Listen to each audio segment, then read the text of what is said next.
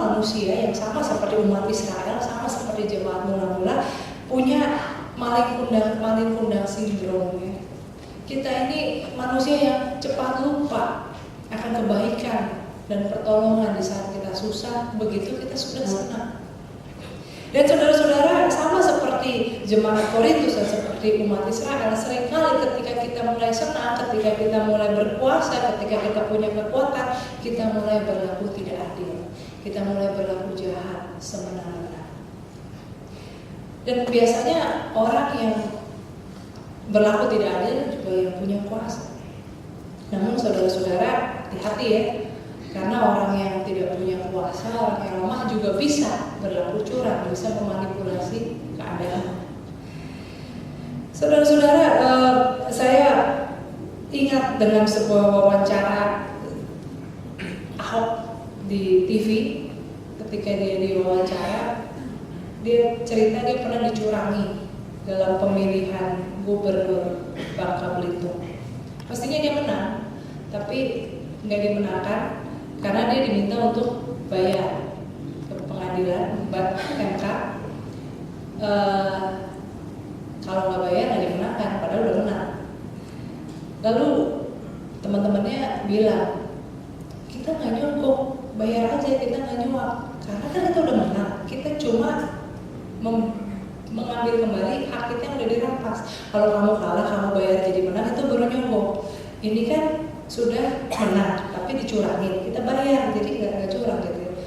Lalu dikatakan, iya saya lama-lama kesel juga, dan saya pikir ya udah deh, bayar aja deh. Lalu kemudian dia katakan apa yang membuat dia ingat dan tidak melakukan itu adalah istrinya yang lewat sambil ngomong, ya terserah mau jadi murid Yesus atau murid Barnabas, mau menukar kebenaran, keadilan dengan uang dengan caramu sendiri atau mau hidup benar. Dan akhirnya dia nggak jadi bayar dan akhirnya kalah ya, dia jadi gubernur di Bangka Belitung. Saudara-saudara, seringkali kita juga dalam posisi merasa sebagai orang yang lemah, yang didiskriminasi, yang diperlakukan tidak adil, dianiaya atau miskin, tak berdaya. Lalu kita juga mau berbuat curang. Ya, hal kecil deh saudara-saudara ya. Kalau beli software asli pembajakan.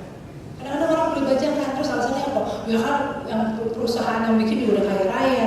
Saya emang nggak punya duit buat beli software yang asli pakai bajakan. Ini hal kecil. Kita membenarkan kekurangan kita, kemiskinan kita di hadapan orang yang udah lebih kaya dan lebih ini ya.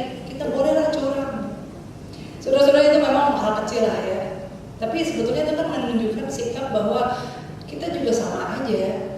Kita berlaku tidak adil, berlaku curang, mengambil sesuatu yang bukan hak kita, menghalalkan segala cara untuk mendapatkan sesuatu dengan mengatasnamakan aku kan miskin, aku kan lemah, aku kan tidak berdaya, aku kan dizolimi, aku kan didiskriminasi. Jadi kalau misalnya kita juga sebagai pengusaha ini kalau didiskriminasi nih, kalau nggak begini, nggak nyuap, nggak ini, nggak diperlancar, kita membenarkan diri, sebetulnya kita sama aja. Sama-sama hidup lupa pada Tuhan yang menyediakan, Tuhan yang memelihara, Tuhan yang memperlengkapi, Tuhan yang menjadikan kita mampu seperti sekarang. Bukan akal bulus manusia, bukan tipu daya kita, bukan sokok menyogok kita, tapi Tuhan yang memperlengkapi kita. Dan saudara-saudara, baik umat Israel maupun jemaat Korintus menutupi kebobrokan mereka dengan ibadah. Dalam kitab Mika, umat Israel bertanya, apa yang harus kami bawa? Apakah kambing domba? Apakah lembu sapi? Apakah minyak? Apakah anak sulungku harus kukorbankan? Lalu apa kata Tuhan? Hai manusia, telah diberitahukan kepadamu apa yang baik dan apa yang dituntut Tuhan daripadamu selain berlaku adil, mencintai kesetiaan dan hidup dengan rendah hati di hadapan Allah. Dan itu juga yang terjadi dengan jemaat Korintus. Mereka sibuk dengan persekutuan mereka yang malah saling menyakiti. Dan mungkin kadang-kadang kita juga datang ke gereja dengan rasa bersalah lalu berharap bisa ditebuskan, berharap bisa jadi lebih baik lah, berharap bisa jadi merasa baik, bukan jadi lebih baik. Ya paling nggak saya ke gereja lah, walaupun brengsek-brengsek, walaupun curang-curang, walaupun saya suka jahat dan sebagainya, tapi kan saya masih ingat Tuhan. Saudara-saudara, padahal mengingat Tuhan adalah dengan berlaku adil, dengan menegakkan kebenaran, dengan hidup setia kepada perintah Tuhan dan hidup dalam kerendahan hati. Dan itu membawa kita kembali pada ucapan berbahagia yang Yesus sampaikan. Berbahagialah orang yang miskin di hadapan Allah, orang yang tidak punya apa-apa di hadapan Allah, orang yang hanya mengandalkan kasih setia dan kemurahan Allah. Saudara-saudara, berbahagialah orang yang berduka cita, karena mereka akan dihibur. Berbahagialah orang yang bisa berbahagia dalam keadaan apapun. Orang yang lapar dan haus akan kebenaran, yang selalu mau belajar, yang benar-benar mencari kebenaran dan mau hidup dalam kebenaran itu. Orang yang lemah lembut, yang murah hati, yang suci hatinya, yang membawa damai. Saudara-saudara, semua orang ingin berbahagia, tapi banyak orang mencari kebahagiaan di tempat yang salah, dengan kekayaan, kekuasaan, ketenaran, dan banyak cara dilakukan demi menempuh hal-hal yang kita pikir membuat kita berbahagia. Tapi yang Yesus katakan, kebahagiaan bukan dari hal-hal di luar, tapi ketika kita merendahkan hati di hadapan Allah, dari dalam. Bukan karena kepintaran kita, hikmat kita, bukan karena kita membaca tanda, menyesuaikan tanggal lahir dengan unsur tanah dan sebagainya. Tapi ketika kita hidup di dalam Tuhan, merendahkan hati di hadapan Tuhan, maka berbahagialah kamu jika karena kamu dicela, dianiaya, dan kepadamu difitnahkan segala yang jahat. Bersukacita dan bergembiralah karena upahmu besar di surga. Saudara-saudara, kalau kita sungguh-sungguh hidup di dalam Tuhan, bahkan sekalipun kita harus menderita, sekalipun kita harus dianiaya, disalahpahami, tapi Tuhan akan memberi kekuatan. Saya akan menutup renungan hari ini dengan kisah Nelson Mandela. Nelson Mandela yang beberapa waktu yang lalu telah meninggal dunia adalah orang yang luar biasa. Orang yang benar-benar Tuhan pakai untuk membawa kedamaian, menunjukkan kasih pengampunan di tengah dunia yang penuh dengan kebencian.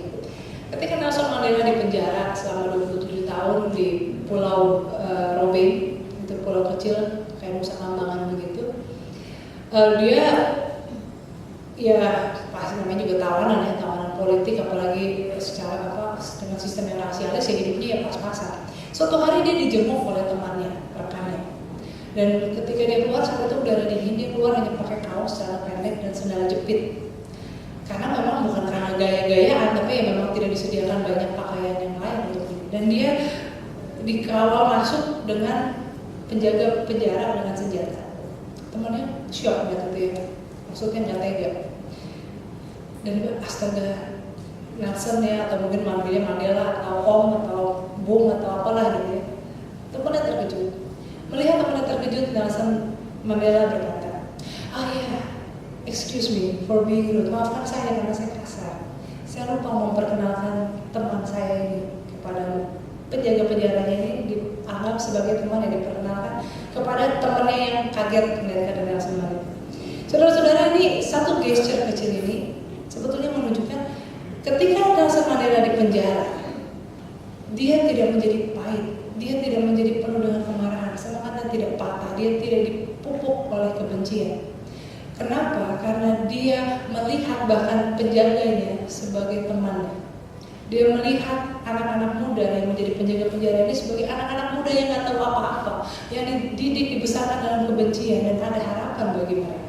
Dan bahkan pada akhirnya anak-anak muda, para penjaga penjara ini menganggap dia seperti seorang bapak. Kalau mereka punya masalah apa, suka curhat juga sama dia. Saudara-saudara, berbahagialah orang yang berduka cita karena mereka akan dihibur. Berbahagialah orang yang lemah lembut karena mereka akan mewarisi bumi. Berbahagialah kita yang hidup di dalam Tuhan, yang tidak mengandalkan keadaan sekitar, tidak karena baik, tidak karena sehat, tidak karena melimpah, tapi dalam keadaan apapun, kalau kita sungguh-sungguh hidup di dalam Tuhan, maka kita akan berbahagia. Kiranya Kristus sungguh-sungguh hadir dalam hidup kita.